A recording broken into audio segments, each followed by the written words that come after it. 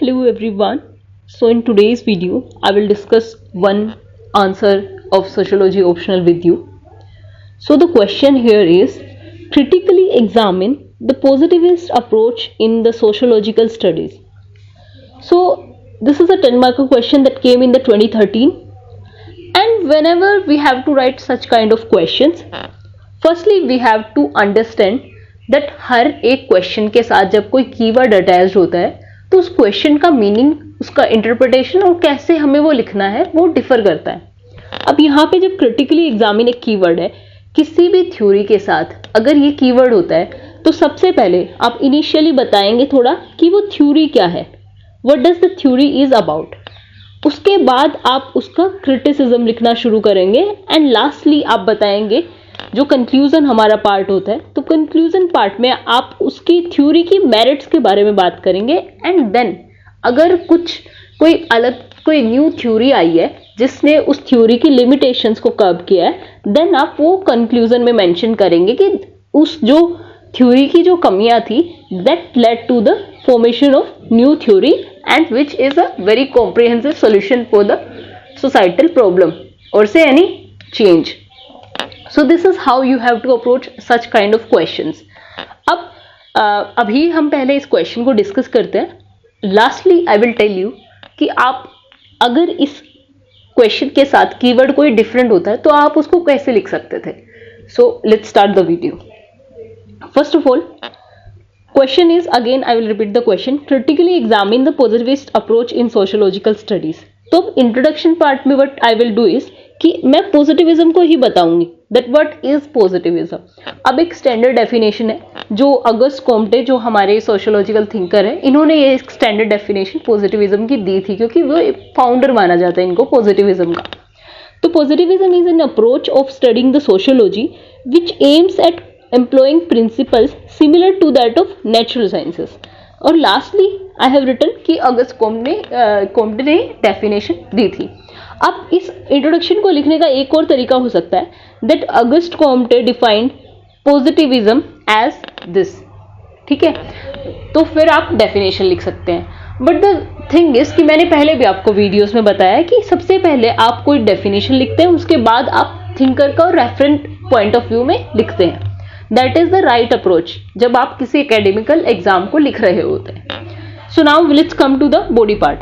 अब body part में भी before moving on the criticism part, जब ये हमें पता है हमारा 10 मार्क का क्वेश्चन है, 10 मार्कर में हमें 2 पेजेस पे लिखना होता है, तो अकॉर्डिंगली हमको जब हम आंसर लिखने वाले हैं तो आंसर लिखने से पहले 30 सेकेंड्स पे आपको ये सोचना होता है कि आप किस पेज पे कितना और क्या बॉडी पार्ट प्रायोरिटाइज करेंगे और कितने टाइम पेज पे आपका कंक्लूजन और इंट्रोडक्शन पार्ट आएगा। ठीक है, अब मैंने सबसे पहले क्या डिसाइड किया कि 2 पेज है, लेट्स से एक ये पेज है, एक ही पेज है, तो इनिशियली इतने पेज में हमारा इंट्रोडक्शन आ जाता है, देन यहाँ पे हमारा बॉडी पार्ट शुरू हो जाता है और यहाँ पे हमारा कंक्लूजन रहता है।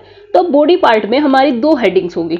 सबसे पहला तो पॉजिटिविज्म एज अ थ्योरी क्या है, थोड़ा हम थ्योरी के बारे में बताएंगे, देन हम बात करेंगे क्रिटिसिज्म पार्ट की। ठीक है, तो लेट्स से अब इसमें अब ये एक 10 मार्क का क्वेश्चन है और क्रिटिकली एग्जामिन यहाँ पे कीवर्ड है, तो हमें क्रिटिसिज्म के बारे में ज्यादा बात करनी है। तो पॉजिटिविज्म के बारे में हम क्या करेंगे कि मैंने एक फ्लो चार्ट बनाया जैसे कि आपके सामने।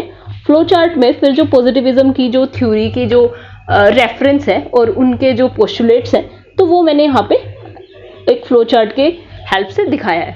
ठीक है, तो ये मैंने आंसर लिखने से पहले सोचा, उसके बाद मैंने ऐसे अपने आंसर को स्ट्रक्चर किया।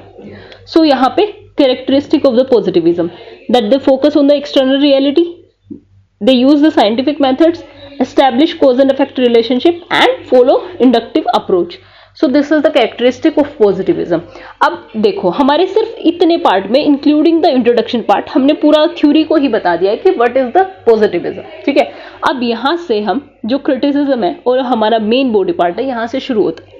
अब क्रिटिसिज्म, पॉजिटिविज्म का क्रिटिसिज्म क्या है। अब पॉजिटिविज्म हमें पता है the use of scientific method, जो सोशियोलॉजिकल इनिशियल हमारे sociological thinker such as Comte, Durkheim, तो उन्होंने क्या किया, उन्होंने कहा कि सोशियोलॉजी एक साइंस है और क्योंकि ये जो साइंस के जो भी मेथड्स होते हैं साइंटिफिक इन्वेस्टिगेशन के, वो सब सोशियोलॉजी में अप्लाई हो सकते हैं। ठीक है, लेकिन उसके बाद कुछ थिंकर्स आए जिन्हें पोस्ट पॉजिटिविस्ट या फिर नॉन पॉजिटिविस्ट हम कहते हैं। तो उन्होंने बताया कि नहीं, पॉजिटिविज्म एक मेथड नहीं है, और भी दूसरे मेथड्स हैं। तो वो जो सारे मेथड्स हैं वो हम यहाँ पे क्रिटिसिज्म में लिख सकते हैं। सबसे पहला इज इंटरप्रेटिविस्ट स्कूल। अब इंटरप्रेटिविस्ट स्कूल में that is backed by the Weber. Weber claims that the studying of the meanings and motives. अब वेबर क्या कहते हैं कि जो हमारा ये पॉजिटिविज्म है ये कहता है कि एक्सटर्नल रियलिटी जो है उस पे ध्यान दो, और जो ऑब्जर्वेबल है, डायरेक्टली ऑब्जर्वेबल फैक्ट्स हैं उन पे ध्यान दो। लेकिन ये जो इंटरप्रेटिविस्ट स्कूल वाले हैं वो क्या कहते हैं कि जो एक्टर, जो मीनिंग, जो भी कोई वो एक्शन परफॉर्म करता है तो उसके पीछे जो मीनिंग्स एंड मोटिव्स जो होते हैं उसको ध्यान में रखो। आप जो इंटरनल रियलिटी है उस पे फोकस करो, इंटरप्रिटेशन पार्ट पे फोकस करो। तो इस वजह से ये क्रिटिसाइज करते हैं इसको, ठीक है। तो ये पार्ट हमने यहाँ पे लिखा that interpretivist school backed by Weber claims that studying the meanings and motives behind human action is necessary as compared to focusing on the external reality only, ठीक है। Next is phenomenologist.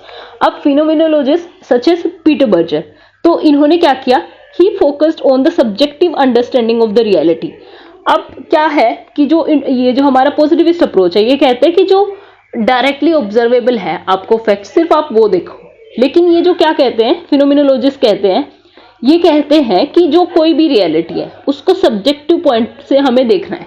अब subjective point से मतलब क्या है कि जो action है, कोई एक्सप्रेस कैसे कर रहा है अपने इमोशंस को, वो सब चीजें देखनी है हमको। तो phenomenologist is almost similar to, somewhat similar to interpretivist school.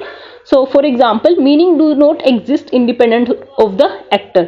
तो फिनोमिनोलॉजिस्ट कहते हैं कि कोई भी मीनिंग है, किसी भी बात का मीनिंग है, तो वो independent of the actor exist नहीं करते, वो एक्टर के विद इन, और एक्टर का एक एक्सप्रेशन का फॉर्म होता है वो। नेक्स्ट, अब बात करते हैं हम पोस्ट मॉडर्निस्ट। अब post modernist such as Derrida.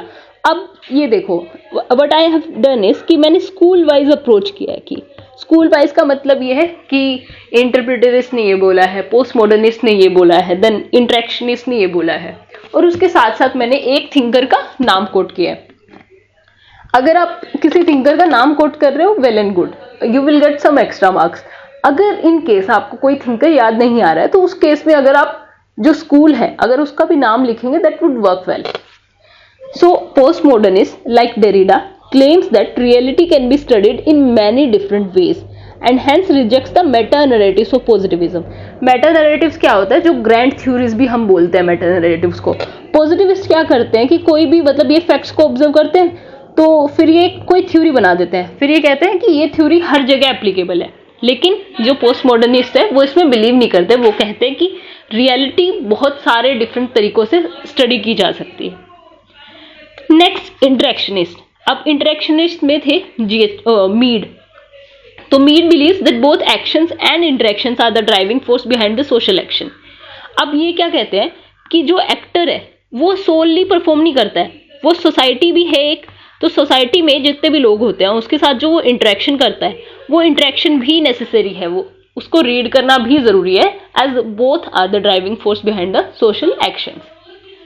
Next is ethnomethodologist. अब एथनोमेथोडोलॉजिस्ट में कौन है, हेरोल्ड गारफिंकल। वो कहते हैं कि reality should be studied from the people's perspective, not from the researcher's perspective.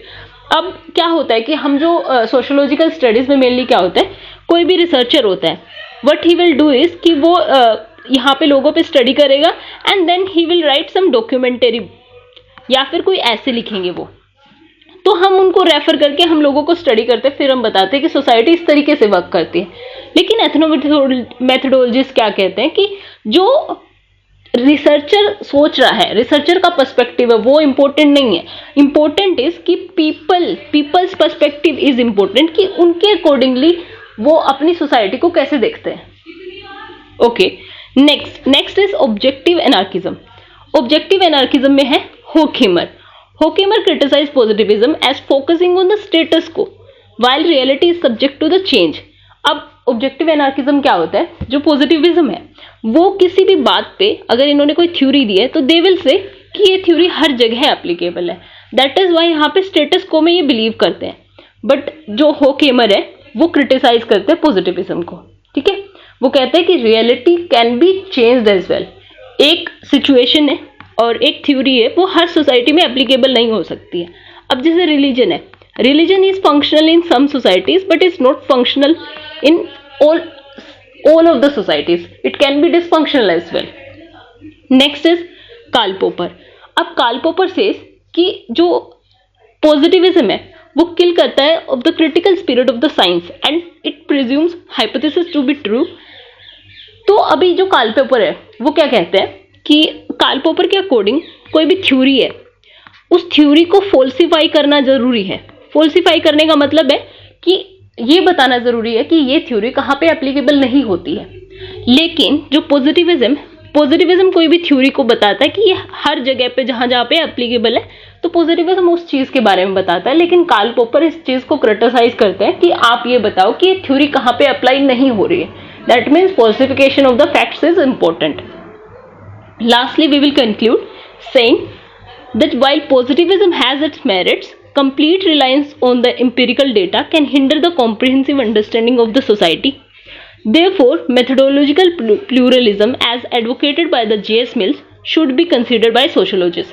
अब देखो इस कंक्लूजन में what I have done is कि मैंने बताया कि हाँ पॉजिटिविज्म में मेरिट्स है, लेकिन जो इम्पीरिकल डेटा होता है वो एक कॉम्प्रिहेंसिव अंडरस्टैंडिंग नहीं देता है. तो कॉम्प्रिहेंसिव अंडरस्टैंडिंग के लिए हमको सिर्फ एक मेथड पे रिलाई नहीं करना चाहिए, इसलिए हमको मेथडोलॉजिकल प्लूरलिज्म फॉलो करना चाहिए. और मेथडोलॉजिकल प्लूरलिज्म जो है वो किसने एडवोकेट किया था? J.S. मिल्स ने. So this was all and let me revise this answer once again so that you are able to understand it in a better manner. So this is the question. Question is critically examine the positivist approach in sociological studies. सबसे पहले मैंने introduction में एक definition दिया कि what is positivism, और ये standard definition है given by the August Comte. ठीक है.